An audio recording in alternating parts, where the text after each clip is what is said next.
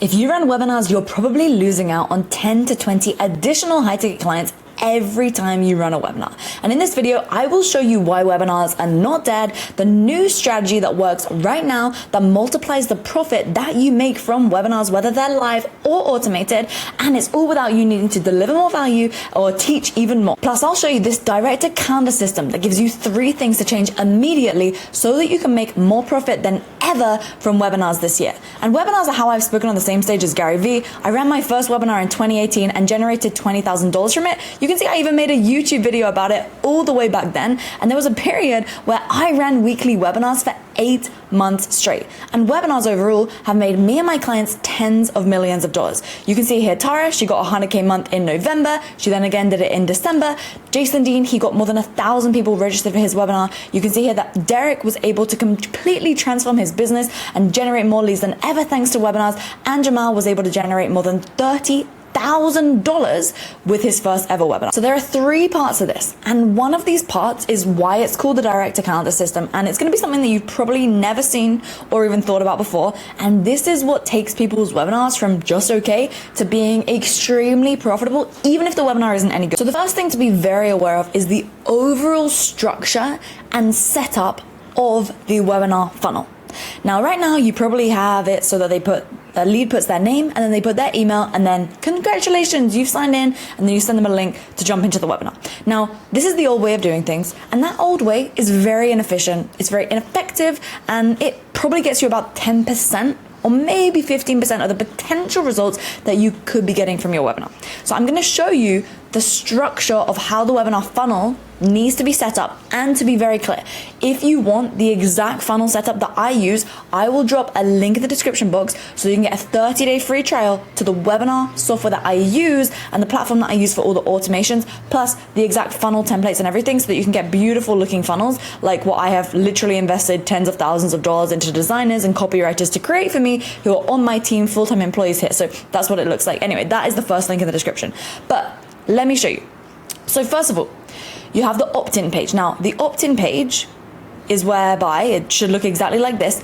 The button must be above the fold. You would not believe how many webinar funnels I see where you have to scroll down the page in order to click to opt in. No, you want to have the button above the fold. The fold basically means where you land on the page, and then you need the button to be there, and you don't have to scroll in order to get it. You need to check for mobile optimization and for desktop optimization. You're probably going to find that about 70 to 80% plus of your opt-ins are going to come from mobile, especially if you have a B2C audience. If you're dealing more with business owners and so on and so forth, they may be more desktop opt-ins. However, you have to make sure that you optimize for mobile. So you have the title, you have the button above the fold. That's very key. Now, what happens next when it comes to the funnel structure is that you do not by any means take them to a thank you page. No. After they opt in, you take them to book a call page. You take them to a book a call page. Now, the KPI on this, right, is that you want to have 20% opt-in rate on the funnel page minimum.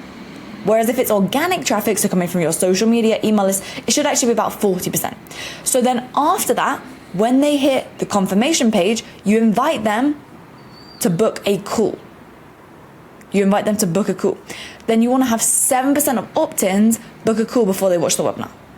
That's super key. Why? Well, if you have, let's look at the numbers here, right? If you actually just look at the numbers, if you have 300 people register and 7% of them book a call before the webinar, out of those 300 registrations, 21 people are going to book a call before the webinar even happens. Let's say 50% of those are qualified. That means you're going to get 10 sales calls booked. Let's say 80% show up. That's 8 sales calls show up. If you have only a 30% close rate, which is very bad and very low, that means you would still get 2 to 3 sales before the webinar even happens. If your price point is 5K, that's an extra 10 to 15K before it even happens. So you don't even need to worry if the webinar is good. You can still make a lot of money just by this funnel structure. Can you see now how this is going to change the game for you, right? Amazing. So that funnel structure is really key. This is how you can see, our inner circle members and our clients crushing it with webinars, right? Mainly it's because of this structure. They're not spending like tens of hours every single week perfecting their webinar. No, they perfect their funnel one time and then it brings them continual sales on an ongoing basis. You need to make sure that you've got at least a 20% show up rate. That's the KPI, okay, for the live webinar. Now from there, okay, the live webinar, you run it on Zoom. It's really key that you run it on Zoom because people are used to having Zoom. They're used to it. Now, some tactical things that you can do is you can, of course, send a calendar invite to everyone who signs up. Not just the automated one from Zoom, but you can also do it from Gmail, because then you make sure that the Google Calendar invite actually it lands in their inbox, because there's a ton of issues right now with SMTPs when it comes to landing in the email inbox and so on and so forth. So instead, if you send them a Google Calendar invite, it will actually land in their email inbox.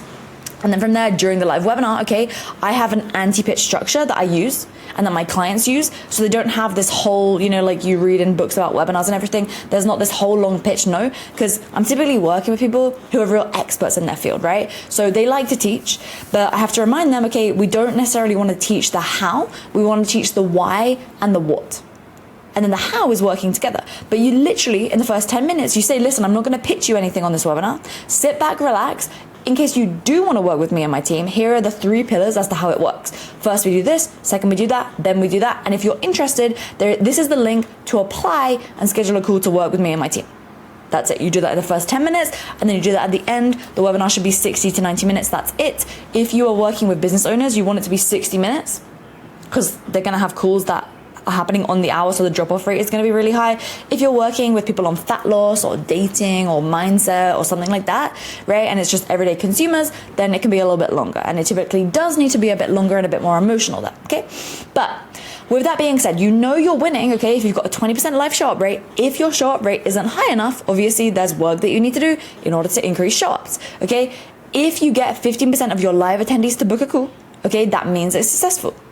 Then from there, obviously, out of all the book calls, you want 80% of book calls to show up, 30% to close, and then you sell them to your main offer. Now, we'll have to talk about the automated part though, because a lot of people don't want to keep running live webinars all the time. Neither do I, right? I value freedom. I want to be able to go and do things. I just went on a road trip for a month. It was amazing. I checked my laptop twice during that time, okay? And now I'm back and making this video for you. So after, you don't want to let all your work just go to waste, right? Like, you want to take that live webinar, run it a few times, as I said, and then from there, once you've got a good one, you actually automate that. And again, I can talk about how to consistently get leads to these automated webinars and so on and so forth. But right now, let's just talk about, okay, you've ran a webinar, now the replay. So you have replay emails, you get them to watch the replay page needs to look like this. It's very, very simple. Okay, and the KPI is that you want 5% of those that didn't attend the webinar to book a call from the replay. Again, they booked the call, boom. And then you have more book a call emails, they get to book the call. Let me just run the numbers for you real quick. So during the live webinar, let's just run the numbers. Let's say 300 people register. Okay, 60 of those attend live. That's a 20% show up rate. That's average. It's not good, but it's okay.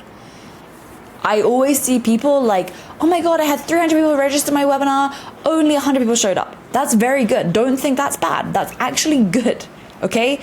The other ones that didn't show up, don't expect them all to watch it. Don't expect them to show up. A lot of people are just curiosity opting in and they're not intent opting in. Now, if you're getting less than 20% showing up, then you have an issue with the framing of your webinar and you need to fix that because it's probably too curiosity led and not intent led. And so that means that you are not increasing enough desire in what you're actually showing people. Instead, you're making them too curious. And in marketing, curiosity is key. However, if you make it too curious, then all people are is curious and they just want to find out, whereas they don't actually care.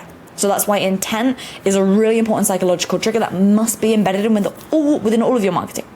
Okay, so then from there, 9 of those live attendees book a call, right? 15% roughly of the 60, that's fine. If we go back here, okay, we really just want 15% to book a call. From there, there's 240 people that didn't attend live. Don't put all of your effort on those. I would rather you put more effort on the people that did show up live to get more of them to book a call than all these people that didn't attend, okay? People put too much energy there. So you've got your replay sequence, your automated replay, you push the people to actually watch the replay for a couple of days, then you take the replay away, that's very key. And then you get 12 replay viewers to book a call, which is 5% of the 240. That means that you booked 21 calls, 80% show up rate on those calls is 16 of those calls showing up, And then if you close just 30% of them, okay, 4 out of 16, that's, if you're at a 5K price point, that's 4 sales, which is 20K. And again, we already went through what happens before the webinar even happens. Now, this is why I'm such a proponent of not spending like your life trying to make webinars all the time, but rather you just have one webinar that you launch, that you optimize slightly, but you spend most of the time on the funnel trying to get 7% of opt-ins to book a call before the webinar. Why? Because then if they book and they don't close, you just send them to the webinar to get nurtured, and then they have another call after the webinar. Okay, it's a super powerful marketing asset. And then from there, you got 2 to 3 sales before the webinar. If we get only 300 people to register, 4 sales after the webinar, that's 6 total sales. These are the core KPIs. Now, when we then turn the live webinar into an automated webinar, okay, super key, you should expect 7% pre-webinar KPI to stay the same, okay? And then the automated webinars conversion rate is gonna drop from 15% to like 8 to 12%, or even 5 to 10% if it's cold traffic. And so what I mean by that is that the funnel stats stay the same, whereas what ends up happening with the automated webinar is fewer people who are there live, right, watching the automated webinar. Less of those people book because they know that it's automated. There's no real urgency, okay? All this fake urgency and scarcity BS, please don't do that. It's just not good. It's not a good look for you. And then secondarily, when they're there live, you can actually like say, hey Jane, hey Sue, hey Bob, and you can actually shout their name and be like, hey, like, who's still on the edge? Type edge. And then they type edge, and then you're like, okay, Jane, like, let's just think about it this way. And then you run a close that would actually get them to get over the edge and actually book the call from that. Now, you can see here, right, the 3 things that you need to change. Okay, number 1, majorly important, is the funnel structure. Make sure that after they opt in, you take them to the book a call page. Again, there is a link down in the description box. We can get a 30-day trial for high level. That's the tool that I use. And when you do that, you will get this exact funnel structure and all the automations and all the emails and all the text, everything that you need in order to run this successfully, that I've ran with hundreds of my clients, many of which have made millions of dollars from webinars, okay? I don't think of myself as a webinar guru, no. I just help people increase profit with AI and automations for their business, and marketing is a huge part of that, right? So this is just part of what we do with our clients. So you're gonna get that when you sign up to that trial for free, and on top of that, we'll make sure that you get all of these. There's a bunch of other automations as well when it comes to like actually how to get people into the DMs, because how to get people to the webinar, sorry, because when you're using social media, you can get people to comment on a post, and we've got that automation set up there. And then the cool thing is that after people start commenting on the post, they get an automated DM, and then you can have conversations with those people to further increase the number of calls that you're booking. In fact, you should see an extra 10 to 12% of calls booked from the DMs as a byproduct of just driving leads through social media, okay? Again, like I said, if you want an entire video on how to get more people to show up to webinars and sign up and get like hundreds and thousands of people signing up, let me know below that you want that, because this is a big area of expertise of mine. And so with that being said, that's the first thing to change, okay? Second thing to change, stop launching new webinars all the time. Pick one topic, and from there, optimize that topic. Now, the best way to do this is you basically make a post on social media that says, hey, I'm running a webinar, I'm running a training on a topic.